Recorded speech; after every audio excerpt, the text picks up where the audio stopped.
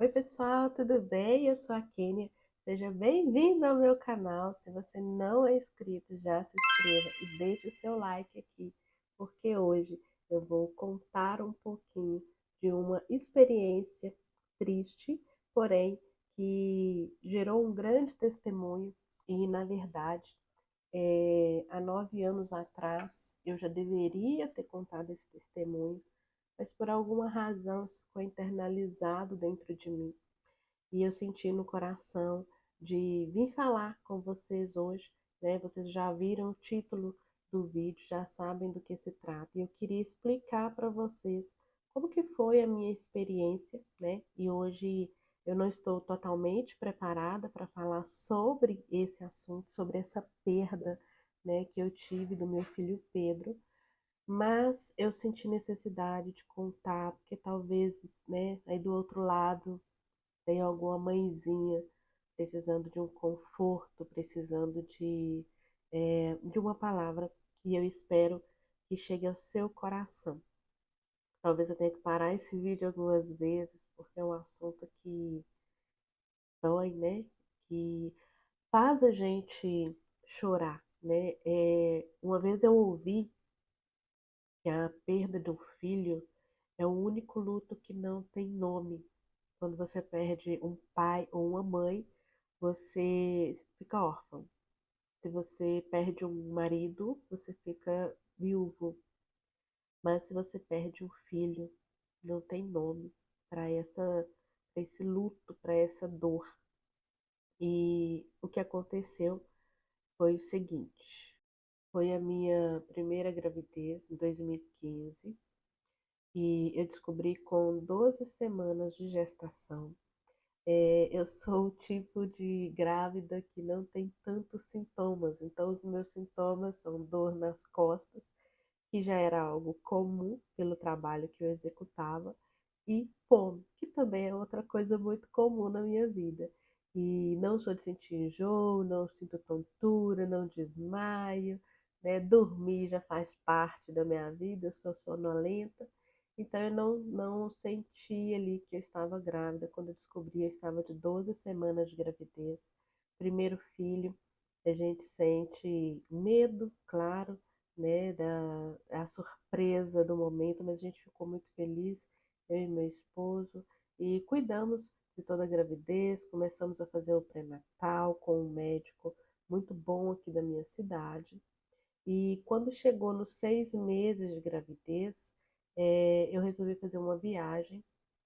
Eu fui para a praia, o médico liberou, né? Ele falou que estava tudo ok, que eu podia viajar, que era a melhor época para viajar, porque depois, né, no último trimestre, a gente já fica mais cansada, já é mais perigoso, é bom estar na nossa cidade, né? Então eu fui para fazer essa viagem, eu fui para Porto Seguro e eu fiquei uma semana em Porto Seguro. E o que que aconteceu nessa semana? Até então, por ser primeira gravidez, a minha barriga não havia crescido muito. Quando eu cheguei, no Porto Seguro, essa barriga cresceu muito, né? Ficou uma barriga linda, maravilhosa. E aí, quando eu retornei aqui para minha cidade, né? Quando eu cheguei aqui na minha cidade, a minha barriga tinha diminuído, que parecia que eu nem estava grávida. Então eu marquei já estava nos dias, né, de retornar ao pré-natal. Cheguei no meu pré-natal, o médico mediu a barriga e quando ele mediu, ele falou assim: olha, aconteceu algo diferente. Sua barriga era para ter crescido mais, e sua barriga diminuiu. E ele já me mandou para um médico, para uma clínica de ultrassom, com um médico especializado que fazia um morfológico, mas era um morfológico que era colorido. Eu não lembro o nome agora, mas era esse exame. E eu fui para esse médico, cheguei lá com urgência, né? Fui direto, saí do médico, fui direto para a clínica. Expliquei que eu precisava fazer o exame. Quando eu entrei na sala, o médico fez o exame e ele falou o seguinte: aguarda aqui fora. Geralmente eu demoro 2 dias para entregar esse exame, porém o seu caso não dá para esperar. E eu sou muito tranquila, né? Então saí para fora, fiquei esperando, e aí o meu médico chegou na clínica. Ele já chegou na clínica e falou que o doutor, né, da clínica tinha ligado para ele. E ele foi lá e viu o exame e constatou que o meu filho estava em sofrimento fetal porque não havia líquido amniótico na minha barriga. No dia que eu fiz o último ultrassom, meu filho estava com 2,8 kg. E nesse ultrassom que foi feito, meu filho estava com 1,8 kg. E aí, na mesma hora, o doutor, o doutor Luciano, que foi meu médico, ele me orientou a ir para o hospital, que aqui na minha cidade é o hospital regional. Mesmo se eu tivesse plano de saúde na época, eu iria para o hospital regional, porque era o único que tinha UTI, CTI infantil, neonatal, né? Então eu fui para o hospital regional, ele já entrou com a minha internação, e quando eu cheguei lá no hospital, não havia vaga na UTI neonatal. Então não era só chegar e já fazer uma cesárea de emergência e tirar o bebê. Então o doutor me explicou que o que aconteceu, né, o bebê não iria receber alimento dentro da minha barriga, então que eu precisava tirá-lo e ele iria se alimentar na, do lado de fora, né? Eu esqueci o nome aqui agora, mas naquela casinha lá, que eu esqueci o nome. E aí, vai eu para o hospital tranquilíssima, né, achando super normal, tanto de criança que fica em UTI, né, e tal. Beleza. Quando eu chego no hospital, primeiro eu descubro que não tem vaga na UTI, então eu já vi ali uma limitação.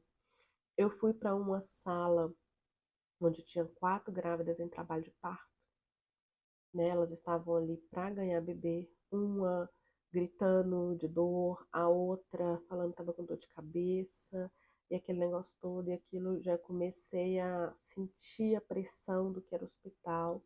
E toda hora entrava alguém na sala, perguntava se eu estava lá, né? A Kenny é aqui, Kenny é aqui e tal. Porque eles estavam realmente tentando resolver a situação. Até que entrou uma médica e graças a Deus eu não lembro o nome dela, não lembro a feição dela. E ela entrou na sala e ela falou assim: você sabe o que você está fazendo aqui? Eu falei: sei, eu vou fazer uma cesárea, vou tirar o bebê, né? E ele vai para a UTI, porque eu tô sem líquido amniótico. E claro, né, gente, eu estava na praia. Então, lá na praia, eu não senti que eu estava perdendo líquido amniótico. Era a minha primeira gravidez. Você não perde o líquido amniótico assim, a bolsa estoura e você perde. Não, eu fui perdendo aos poucos. Então, num ambiente de muito calor e ficar dentro da água, né, não tem nada a ver com a praia, mas o ambiente me proporcionou não perceber que eu estava perdendo esse líquido. Então, eu, por exemplo, estava andando e eu senti que as minhas pernas estavam suando, para mim aquilo ali era suor. Não tinha como eu saber que era um líquido amniótico, né? Pela questão de experiência mesmo. E também dentro da água você não consegue perceber que você está perdendo alguma coisa, porque não sai pelo xixi, né? Então você não consegue perceber. E essa médica, ela entrou e ela perguntou o que eu estava fazendo lá, eu expliquei para ela e ela falou assim: não, mãezinha, muito provavelmente seu filho vai nascer morto. E quando ela falou isso, é, não caiu uma ficha, né? Eu comecei a chorar e a minha pressão subiu. Minha pressão, que geralmente é 10/7, a minha pressão foi para 16/8. E a minha cabeça começou a doer, doer, doer. Eu sozinha, não podia ficar ninguém comigo ali naquela sala. Era uma sala com 4 grávidas, não tinha como fazer acompanhamento. Aí me pediram para fazer toque e totalmente desnecessário, porque era cesárea, então não precisava fazer toque. E foi assim, né? É, daquele momento foi a noite mais difícil, né, da minha vida, porque não tinha vaga na UTI, não podia fazer cesárea. Eu entrei na sexta-feira por volta de 7 da noite no hospital. Passei o sábado toda sendo monitorada, né? Monitorando a pressão, monitorando os batimentos cardíacos do Pedro na minha barriga. E quando foi no sábado, 11 horas da noite, que eu entrei para cesárea. Mas quando eu entrei para cesárea, a última enfermeira que fez a medida dos batimentos cardíacos, ela falou assim: olha, os batimentos estão muito espaçados, estão devagar. E ali eu falei, né, entreguei para Deus, a igreja estava em oração, os amigos já estavam em oração, e eu lembro que o doutor Luciano ele falou assim: olha, quando o bebê nascer, ele está em sofrimento fetal, então provavelmente ele não vai chorar.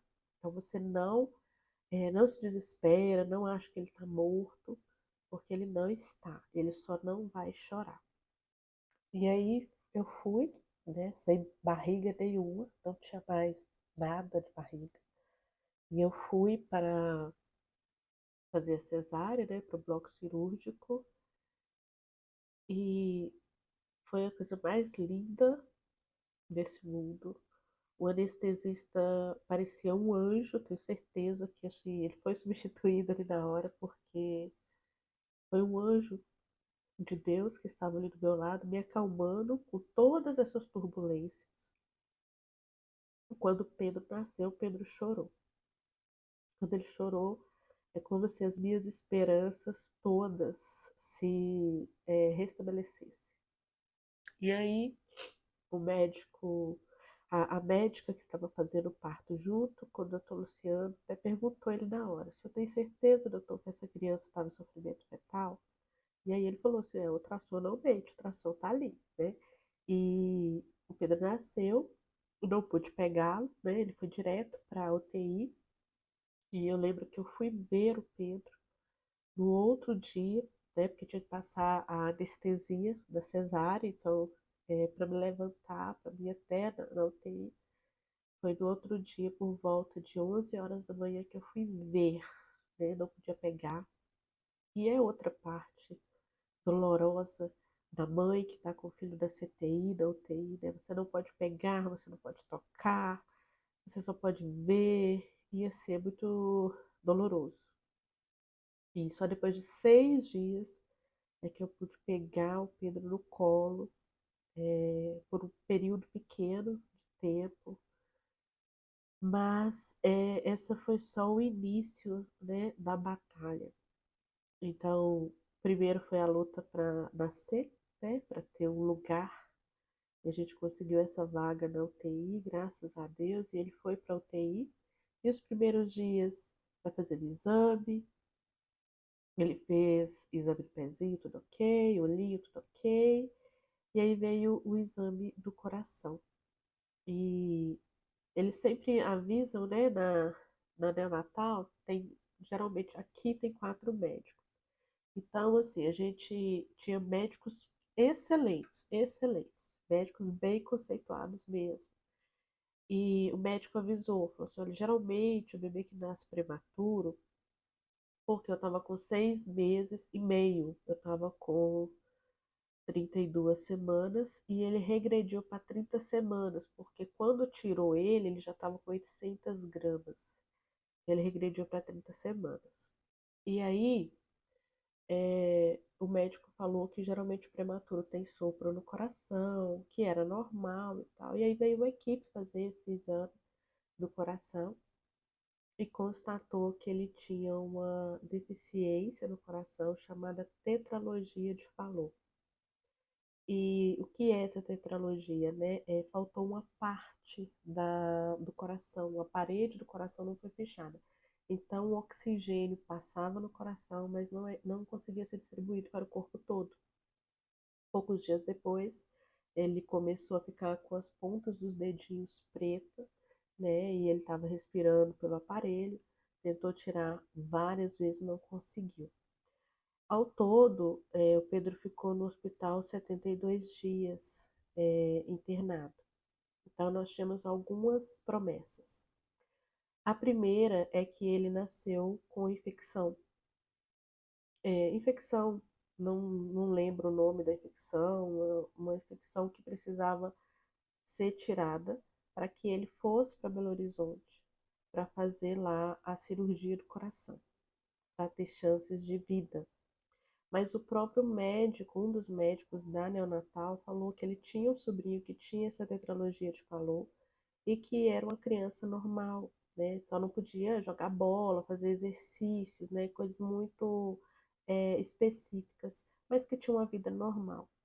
E eu lembro que eu pesquisei muito na internet na época e eu não encontrei nada sobre, sabe? Era pouquíssima informação e assim, para a mãe isso é um desespero.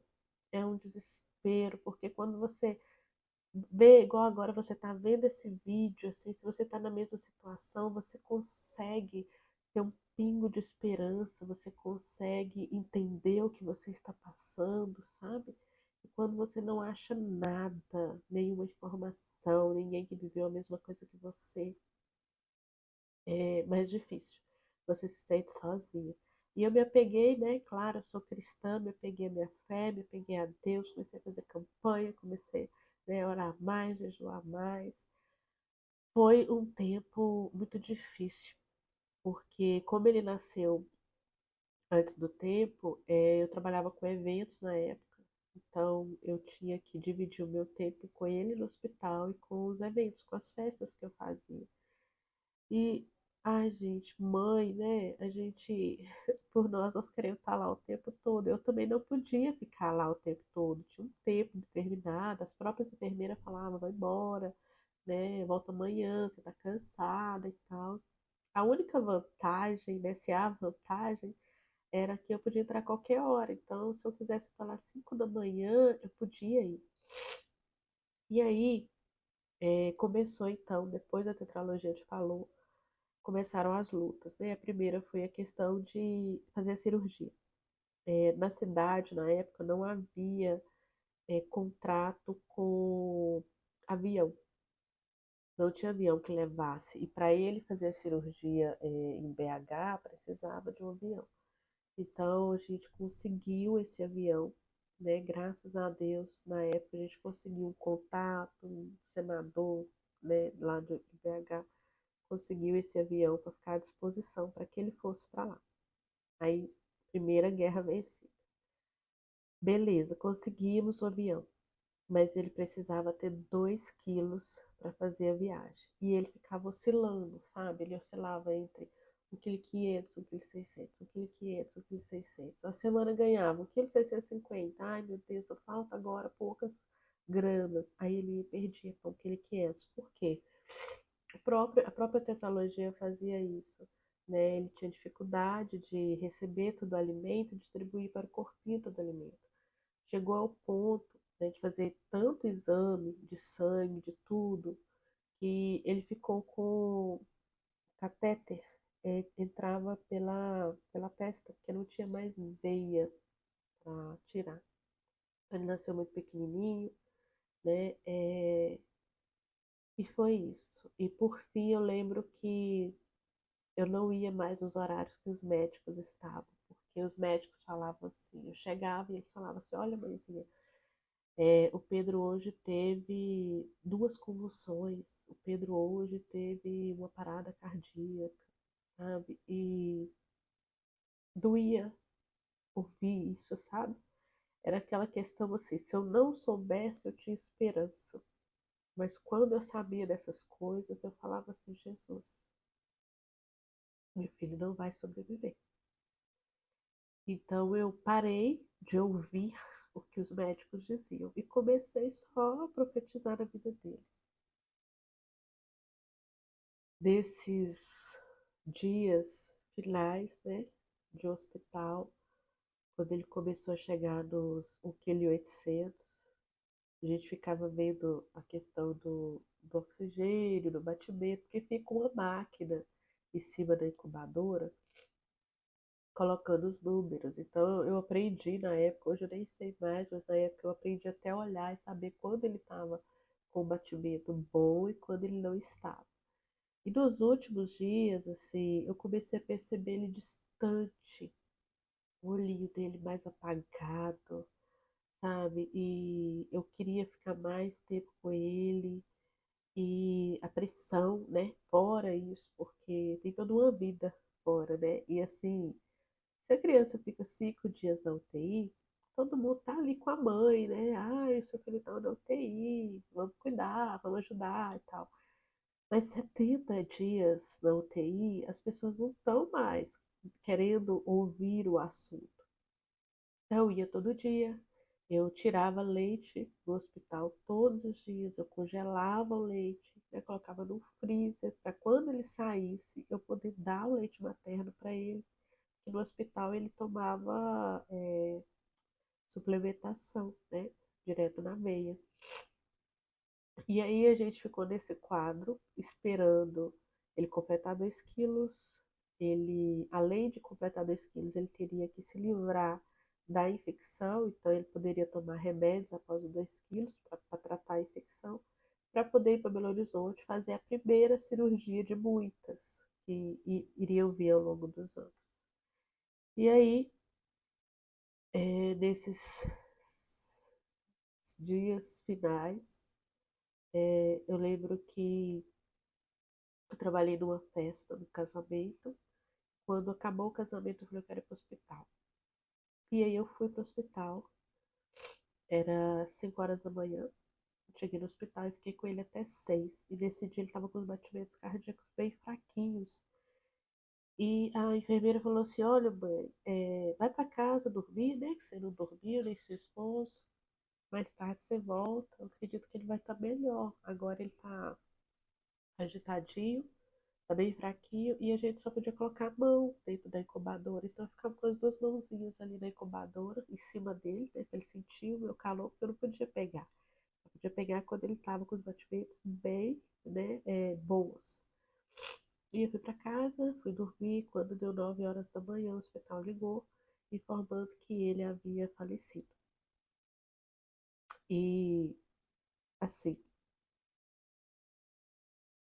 não sei se você conhece a Bíblia, mas existe a história de Davi, do rei Davi com Batseba. Quando Batseba teve o primeiro filho, ele nasceu e ele morreu. E enquanto o filho estava vivo, Davi orou, Davi jejuou, Davi pediu perdão a Deus, Davi fez tudo. E quando o filho faleceu, ele levantou e falou assim: agora eu não posso fazer mais nada. E comigo foi do mesmo jeito, sabe? Foi um período de muita dor, muito estresse, desgastou todos os relacionamentos à minha volta, com a família, com o esposo, com colaboradores, que a gente não é a gente, né? Uma situação dessa. Eu acreditava tanto que ele ia sair do hospital que naquela semana eu montei todo o quartinho dele, né? Já tinha comprado tudo durante a gravidez, mas eu não tinha montado cortinado, colchão, né? Colocado lençol, fronha, essas coisas.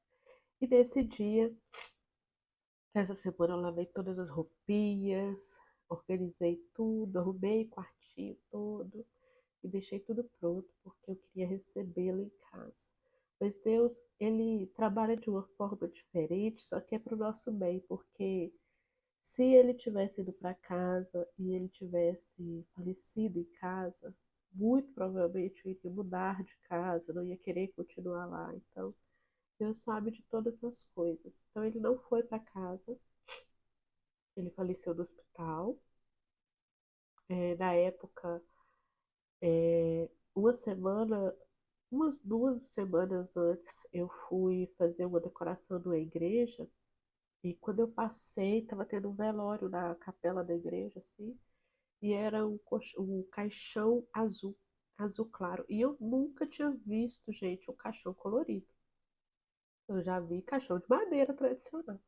Eu achei aquele caixão tão bonito, tão bonito. E aí, na hora, eu cheguei lá e eu peguei ele. Uma das coisas que eu lembro, né? Porque como eu não estava lá, nesse mesmo momento em que ele faleceu, faleceu-se mais 2 crianças na neonatal. Eles faleceram de infecção hospitalar. E eu cheguei lá, eu morava perto, e eu cheguei lá e o corpinho dele ainda estava quente. Então, tiraram ele, né, para me entregar. E eu fiquei ali até o corpinho dele esfriar. Fiquei com ele no colo. Isso foi muito importante para mim. A despedida, poder falar tudo que eu queria, demonstrar o tudo que eu gostaria que ele tivesse comigo. E eu resolvi gravar esse vídeo porque ele faleceu no dia 3 de maio. E esse vídeo está sendo postado, né? Dia 3 de maio. Há 9 anos atrás. Hoje ele estaria com 9 anos. Seria muito amado, muito querido. Foi muito desejado. Foi muito esperado. Eu fiz tudo. Eu e meu esposo, nós fizemos tudo, tudo, tudo, tudo para tê-lo com a gente. Mas a morte, né, ela é uma incógnita. E assim, e ali, naquele momento, eu pude abraçá-lo, pude falar com ele. E eu escolhi esse caixão. E eu cheguei na funerária e eu perguntei se tinha o caixãozinho azul. Eles falaram que tinha. E eu falei, eu quero esse caixão. Quero esse caixão.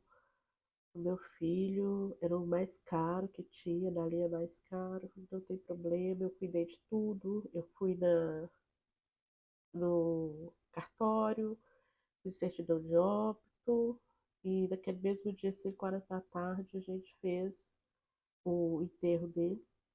Não quis velório, né? Chamei só meus parentes mais próximos, assim, bem próximos mesmo, porque, gente, só quem viveu esse dia sabe. A gente não quer ninguém perto da gente. A gente quer que aquele dia acabe logo e que aquele pesadelo passe e a gente acorde e veja que não foi aquilo, sabe? Que a criança tá ali com a gente. E aí, passado isso, eu me apeguei ao quarto dele. Como estava tudo arrumadinho, eu entrava lá pra dentro, eu chorava, chorava, chorava. E vivi o processo do luto. E é necessário você viver o luto, sabe? É muito comum a pessoa que perde o ente, ela achasse que ela tem que ser forte, porque todo mundo vai ver se ela chorar e tal. Mas eu te falo, chora. Chora, se faz de vítima, pergunta por quê, questiona, sabe? Porque é a melhor coisa que você tem a fazer. Não tem mais o que fazer. E como eu sou grata a Deus por ter um certo, uma crença, sabe? Por ter uma fé, porque o que me ajudou muito foi a fé. Foi a certeza de saber que o meu filho está salvo. Então aquilo ali foi assim, foi um alívio para mim. Eu repeti aquilo o tempo todo, quando estava tendo ali o pequeno velório, né, ali no cemitério mesmo. Eu pensava comigo, meu filho está salvo, meu filho está salvo. E eu como é que eu posso dizer? Eu ficava imaginando uma mãe que perde um filho, sabe? É, já adulto, o filho, sei lá, na adolescência, com tanta vida, aquele negócio todo. Eu pensava, meu Deus do céu, que dor essa mãe deve estar sentindo. Também pensava na mãe que perde o filho no aborto. Às vezes a criança nasce morta, né? E você não ouviu o choro. E eu agradeci muito a Deus, porque eu pude pegar meu filho no colo, eu pude falar com ele muitas coisas, eu pude ouvir o choro dele, eu pude sonhar, planejar, sabe? E eu me peguei a isso. O luto durou mais de um ano, meu luto. Nesse período eu abri uma loja para tentar ocupar meu tempo, abrir mais uma loja, eu tinha lojas, né? Depois eu fechei todas as lojas. Eu mudei, diminuí minha empresa, mudei a forma de trabalho do meu negócio. E durante 2 anos e meio eu mantive aquele quarto, sabe? Eu entrava para ele. E foi necessário. E se você está vivendo isso, sabe? Se você está vivendo luto, viva, viva, porque lá na frente você não vai pensar assim, poxa, eu deveria ter vivido meu luto. Porque ele vai vir uma hora, sabe? Se você negar ele ali no começo, ele vai vir. O problema é que ele não vem na hora que você está preparado, ele vem quando você já está desestabilizado emocionalmente, às vezes vem acumulado com outra perda. Então, viva seu luto, fale, né, digita, coloca nos comentários aí, conte, igual eu estou contando aqui agora, né? Na época eu não contei, né, não fiz um vídeo igual do YouTube aqui para contar, mas eu cheguei a falar diversas vezes no Facebook, né, que eu tinha, e lidei com outras mães também que perderam seus filhos. E 2 anos e meio se passaram. Um belo dia minha irmã comentou com meu pai, porque meu pai não mora aqui, que eu ainda não tinha desfeito o quarto. E aí meu pai falou com ela, você vai entrar lá e vai desfazer o quarto dela. E aí minha irmã veio, sem a minha autorização, e desfez o quarto, né? Só desmontou roupa, essas coisas. E quando ela fez isso, claro que eu fiquei muito brava, né? Muito nervosa com ela. Achei que ela invadiu ali o meu espaço. Mas de certa forma ela fez algo bom, sabe? Porque eu não, eu estava me apegando a algo material. E dali eu senti a necessidade de desfazer. Quando eu vi tudo desmontado, eu só vi coisas. Eu não vi ali o meu Pedro, sabe? Eu não vi ali a preparação que eu havia feito. E aí aconteceu, uma sobrinha da família engravidou e eu acabei vendendo para o meu cunhado todo o material. Ele me perguntou, com todo respeito, né? Perguntou se por um acaso eu não queria vender. Eu falei, vou vender. E aí vendi todos, né? Guarda-roupa, berço, cômoda. E 2 meses depois eu descobri que eu estava grávida da Sofia, de 8 semanas. Então foi eu liberar no mundo espiritual primeiro a, a passagem do Pedro para a minha Sofia. E aí veio a Sofia, na gravidez da Sofia. Eu descobri muitas coisas. Eu descobri pré-diabetes gestacional, né? Descobri a pré-eclâmpsia que eu tive na gravidez do Pedro. Então eu tratei pré-eclâmpsia, tratei diabetes. Eu passei fome na gravidez da Sofia, mas por causa da dieta que estava sendo feita. Mas a Sofia nasceu muito bem, com 3 quilos e pouquinho, 48 centímetros, 38 semanas e meia. Nós tiramos, o médico optou por tirar um pouco antes para não correr o risco de aumentar a ansiedade. E hoje ela vai fazer, né? Esse ano ela faz 6 anos. É uma menina, graças a Deus, inteligente, perfeita, abençoada, presente mesmo do céu para minha vida. E renovou toda a minha esperança, renovou minha alegria. É, assim, ela veio para provar que nem tudo é o fim. E a gente não pode deixar, sabe, deixar de acreditar no futuro. Por isso que eu falei sobre viver o luto na época dele, né? Porque imagina se eu tô com a minha menina pequena e começa a viver o luto do meu filho. Eu não iria aproveitar a benevolência de Deus na minha vida, né? Então, eu queria compartilhar meu testemunho com vocês e dizer que para Deus nada é impossível. Se você está vivendo essa situação, saiba que você é corajoso o suficiente para passar por ela. Nem todas as crianças vão morrer porque estão no neonatal. Eu vi muitas saindo com saúde, saindo bem. E às vezes a gente imagina muitas coisas, né? Nosso coração, ele nos engana, mas a gente tem que crer que Deus tem o melhor na nossa vida e com certeza Deus tem o melhor. Claro que eu não consigo falar se foi o melhor meu filho ter partido.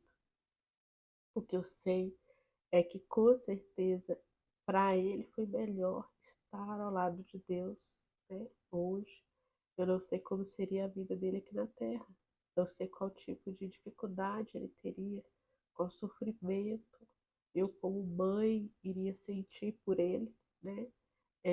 Não sei se eu estaria preparada, mas o que eu sei é que Deus é perfeito e tudo que Ele faz é perfeito. E o dia que a gente chegar na glória, eu vou poder ver meu filho lá. Quem sabe todos esses questionamentos serão respondidos. Mas é não desanimar, não deixar a peteca cair. Entregar sempre na mão de Deus, que Ele sabe o que faz. Quando Pedro faleceu, ele faleceu no dia 3 de maio, no domingo, 9 horas da manhã. E esse domingo foi um domingo antes do Dia das Mães. Com certeza, né? Foi o pior Dia das Mães que eu já tive na minha vida. Porque eu era uma mãe que não tinha um filho.